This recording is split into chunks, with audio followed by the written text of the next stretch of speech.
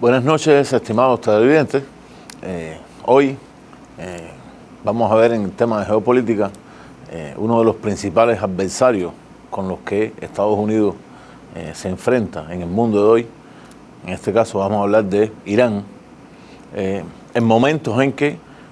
prácticamente en los últimos acontecimientos relacionados con México, no es que vayamos de una punta a otra, sino que son relacionados con el tema de la geopolítica mundial. Tal parece que Estados Unidos ha cerrado uno de los frentes que parecía que iba a hacer explosión en las relaciones entre Estados Unidos y México. O sea, se ha llegado a un acuerdo que para unos evidentemente le dobló el brazo al presidente López Obrador, para otros un acuerdo inevitable para el gobierno mexicano, teniendo en cuenta que las relaciones económicas de México con Estados Unidos prácticamente hacen dependiente a México de los Estados Unidos en sus intercambios comerciales, y unos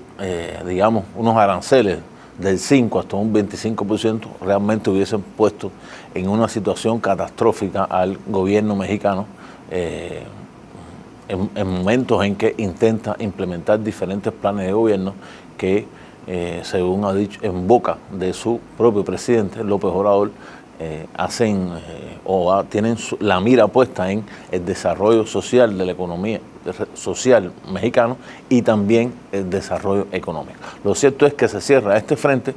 y prácticamente Estados Unidos, en este momento del enfrentamiento entre o contra la alianza entre China y Rusia, le queda otro frente abierto, digamos, en esa política exterior relacionado a el Estado iraní actual, o como se conocen en estos momentos, la República Islámica de Irán. Antes de hablar de Irán, vamos a decir de manera rápida, a grosso modo, vamos a tocar diferentes puntos de la historia de Irán para que de una u otra manera nuestros televidentes conozcan cuál es la importancia de Irán a nivel regional y de dónde llega su fortaleza, su historia, la historia que hace a un país como la República Islámica de hoy o el Irán o Persia de antaño. Se considera que más o menos en el siglo V antes de nuestra era es el primer nacimiento del primer Estado persa que de las manos primeros de Ciro I el Grande y de sus seguidores hasta, yo diría, Darío I, llegaron a cimentar un poderoso imperio en la región que se conoce hoy como Medio Oriente, o el Medio Oriente ampliado, que incluye las partes de Asia en la frontera prácticamente con Afganistán, incluso más al norte con China. Y en ese siglo V, Irán se conformó como un poderoso imperio que llegó incluso a las fronteras occidentales, a las fronteras con Grecia, considerada para unos la cuna de la civilización occidental. Yo personalmente tengo mis dudas de que sea la cuna. No se puede ver la civilización occidental, incluso si no se ve la relación de esa supuesta civilización occidental con sus antecesores, el imperio antiguo egipcio, Mesopotamia e incluso la propia Persia. Esto es uno de los momentos del imperio, del primer imperio persa, imperio que cae ante la invasión de Alejandro Magno, Alejandro de Macedonia, que llegó a unificar bajo su mando, casi nunca en buenos términos, a toda Grecia, y avanzó destruyendo el imperio de ese primer imperio persa que luego de la muerte de Alejandro Magno, en la parte que tiene sus territorios hoy de Irán, uno de sus diáconos, de sus generales, Seleuco, creó también un imperio, yo diría con una gran influencia de la cultura griega, esa que se ha llamado la cultura helénica, imperio que subsiste también por más o menos 200 siglos, cuando después aparece otro imperio en la región, los partos dominan la región, vuelve a renacer el imperio persa en manos de la dinastía safavita, una dinastía donde la religión fundamental fue la religión zoroastriaca, o sea, la religión de los seguidores de Zoroastro, y que va también a conformar, digamos, un tercer momento de la historia de Irán hasta que llegan los árabes, la invasión árabe del siglo VII, siglo VIII, conquistando el territorio de Irán e islamizando a la vez ese territorio. O sea, por primera vez en la historia, bueno, nace el Islam en la península arábiga. Cuando se expande esos grandes primeros califatos, Irán es uno de los países que cae bajo la influencia de ese primer califato árabe, primer califato que lo tenemos con su sede en la ciudad de Damasco, y que llegó a conformar, yo diría, ese inmenso imperio donde por varios siglos Irán se vio, o esa región iraní del actual Irán se vio subordinada a la influencia árabe, influencia que evidentemente llega hasta nuestros días, no solo por la religión, sino porque incluso en Irán se adopta la caligrafía persa, en una variante iraní, pero se adopta la caligrafía persa, la caligrafía árabe, lo que muestra que hay una influencia importante de la cultura árabe, no solo de la religión, sino de la cultura de manera general. Así, en esos marcos, siglos también, 12, 13, siglo XIV, está bajo la influencia también de estos territorios de Irán, después de las grandes invasiones de los mongoles, hasta que en el año 1501, digamos, sería el momento, una vez más, de otro renacimiento del poderío persa, y a la vez del renacimiento del poderío persa es la primera vez también que en el territorio de Irán, una de las dos grandes variantes de el islamismo, en este caso los islámicos chiitas, llegan a predominar en Irán, hablando del año 1501, o sea, empezando el siglo XVI, en su variante de el chiismo duodecimano, variante religiosa dentro del Islam que es predominante en Irán hasta nuestros días. Siglos que corren en el desarrollo de Irán, imperios que ya en el momento del desarrollo del capitalismo en Occidente, Irán se vio bajo la influencia de dos grandes imperios conquistadores de esos siglos XVI, XVII, siglo XVIII, siglo XIX, en este caso el imperio ruso y el imperio británico, que van a ser los dos grandes imperios que de una u otra manera van a influenciar en Irán. Incluso llega un momento en que se divide en el territorio de Irán en zonas de influencia, todo el norte de Irán de Rusia y el sur de Irán bajo la influencia británica. Este estado, digamos, así mismo se va a mantener en el siglo XIX, siglo XX, siglo de las dos guerras mundiales. Yo creo que el momento más destacado de Irán es incluso en el año 1943, en plena Segunda Guerra Mundial, cuando se da en la capital de Irán, Teherán,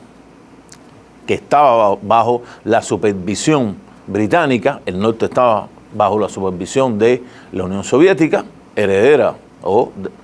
después del Imperio Ruso, después de la Revolución Rusa de 1917, y es en Teherán donde por primera vez se reúnen los tres grandes líderes de la lucha antifascista. Estamos hablando de Stalin, de la Unión Soviética, de Churchill, de Gran Bretaña, y de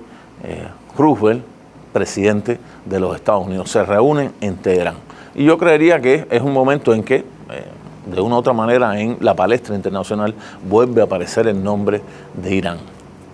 Son años, incluso desde, digamos, principios del siglo XX, ya Irán se había conformado en una especie de monarquía constitucional, o sea, había un monarca, un shah, el shah es como decir el rey, el emperador, pero a la vez había una constitución y había un parlamento, donde diferentes fuerzas políticas coincidían en reparto de los poderes. Esos años así corren, termina la Segunda Guerra Mundial y digamos que en la avalancha del desarrollo de la producción petrolera en todo el Golfo Pérsico o el Golfo Arábigo-Pérsico, donde se concentran parte de los grandes productores de petróleo. Irán es uno de esos grandes productores. Sabemos, si hoy todavía generan grandes riquezas, imagínense ustedes en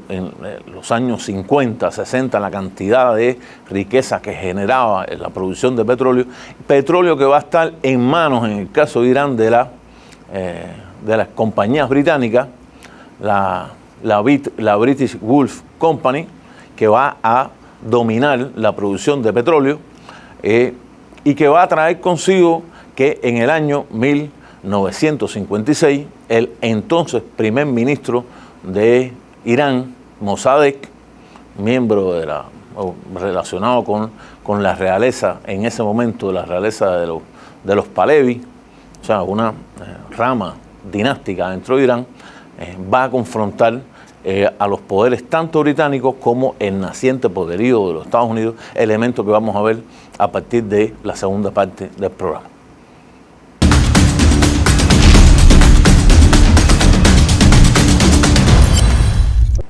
Continuando con la parte anterior, estábamos hablando del gobierno del primer ministro Mossadegh. ¿Por qué creemos que es importante tocar este punto en la relación de Irán con los Estados Unidos, o en el primer, digamos, en el primer momento que hay que analizar de esa relación que tiene una historia que desde nuestro punto de vista parte desde ese momento? A Mossadegh, Gran Bretaña y los Estados Unidos, o sea, los servicios especiales británicos, el MI5 y la CIA, le dan un golpe de Estado. Un golpe de Estado realmente es algo ya,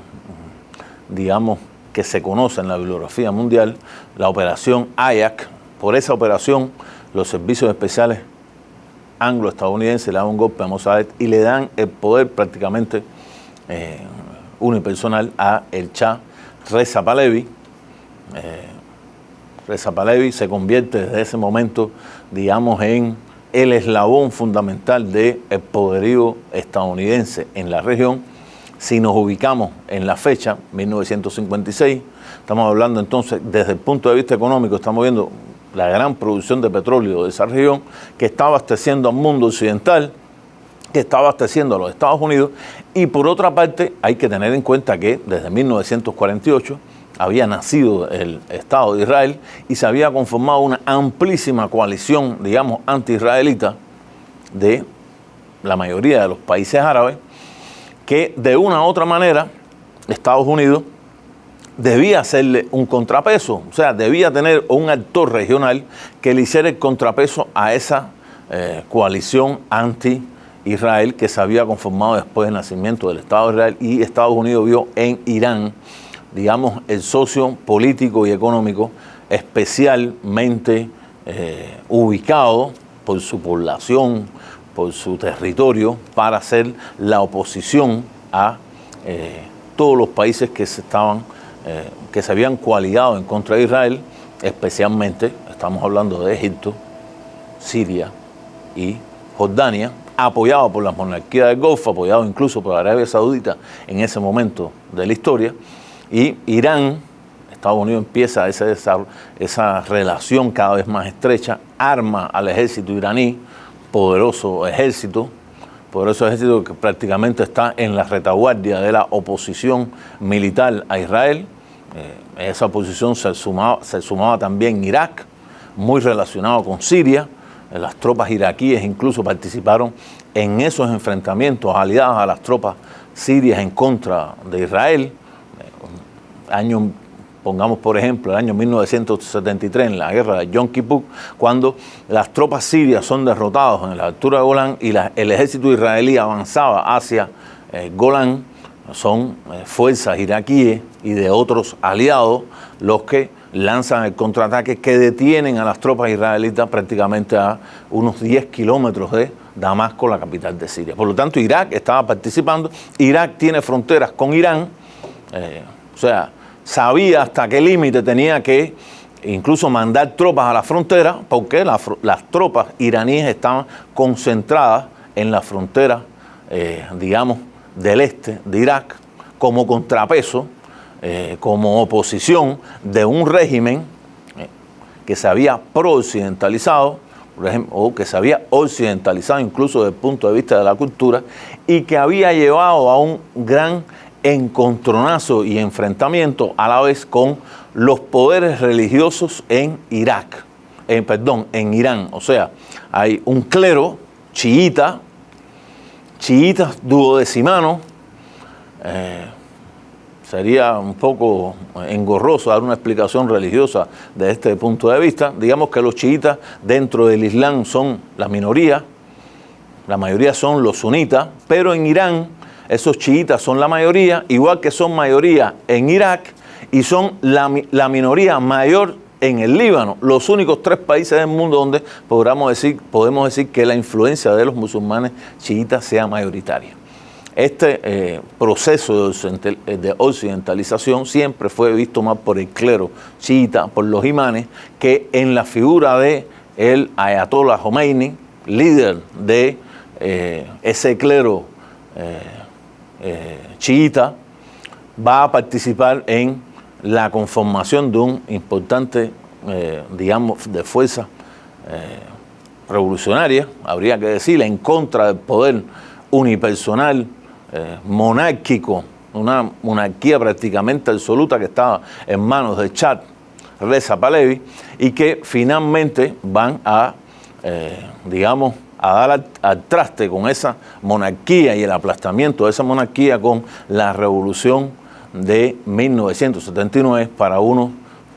revolución solamente, para otro una revolución islámica. Yo creería que en esa revolución confluyeron diferentes factores, o sea, el factor religioso de una amplia mayoría de la población chiita iraní, pero también fuerzas de izquierdas importantes, fuerzas incluso del Partido Comunista Iraní, de Tudeh y otras fuerzas de izquierda, que todos aglutinados destruyeron o hicieron caer al Shah, el cual voló primero hacia Gran Bretaña, después hacia los Estados Unidos, o sea, abandonó el poder, y en esa revolución emerge la figura de el imán Khomeini como el líder fundamental de el país y orientador fundamental en el nacimiento de lo que se llama hasta nuestros días la República Islámica de Irán. O sea, oigan esto, una república islámica con un poder religioso, para uno prácticamente una república únicamente religiosa, para otros como mi persona una república que tiene que ver con las características propias del Irán o incluso con lo que salió de Irán después de esa revolución de 1979, que en ese propio año se produce en gran enfrentamiento con los Estados Unidos cuando estudiantes islámicos, acusando a la Embajada de Estados Unidos de influir o de intervenir en los asuntos internos de Irán, toman la embajada, hacen rehenes a muchos diplomáticos estadounidenses, y Estados Unidos entonces envía una fuerza, digamos, de rescate para liberar era el momento de la administración Carter, fuerza de rescate que prácticamente se autodesintegró cuando 2 helicópteros chocaron, no pudieron cumplir sus objetivos y tuvieron que simplemente retirarse. O sea, un gran enfrentamiento, ya digamos de origen militar directo contra los Estados Unidos, y que trajo a la vez que Estados Unidos tomara a la figura de Saddam Hussein en Irak como, digamos, su principal caballo de batalla en la oposición a la naciente República Islámica de Irán, y con ello empieza la conflagración, o sea, una guerra entre Irán e Irak, la guerra irano-iraquí, que prácticamente va a tener una duración de casi 10 años, con grandes bajas militares por ambas partes, pero que finalmente termina cuando Irak armado por los Estados Unidos y el Occidente, armado también por Gran Bretaña, por Francia, repetimos, por todo el Occidente, pero especialmente por los Estados Unidos, derrota a Irán aplicando sobre todo armamento químico que produjo grandes masas de muertos, grandes pérdidas materiales y militares en el bando iraní. Finalmente se firma la paz entre ambos, pero realmente Irán salió derrotado de esa conflagración. No cae la República Islámica, no desaparece, pero Irán militarmente es derrotado. Sabemos qué ocurre después con Irak. Ante ese momento de endioseamiento de Saddam Hussein, creyente de que contaba con el apoyo estadounidense, invade Kuwait, amenaza prácticamente los intereses no solo de todo el otro mundo árabe, especialmente Arabia Saudita, sino está amenazando también los intereses de Estados Unidos. Y Estados Unidos en este caso, sabemos, hay una primera conflagración en el año 1993, otra en el año 2003, donde finalmente Saddam Hussein es apresado y ajusticiado, ahorcado, naciendo entonces después de esa derrota total del régimen de Saddam Hussein, de la República Iraquí que conocemos hasta hoy, donde por primera vez en Irak a la vez asume el poder una mayoría chiita, de políticos chiitas, no son religiosos, pero son políticos, que a la vez tienen una gran afinidad con el Irán también chiita. ¿Qué queremos decir con esto? Que Irán e Irak hoy mismo, a pesar de las dos intervenciones estadounidenses en Irak, tienen una relación, yo diría que bastante estrecha. Y está en el poder en los dos casos, fracciones políticas que son religiosamente siguen al mismo patrón de los islámicos chiitas. Este Irán conformado ha llegado, como dijimos anteriormente, a consolidar una república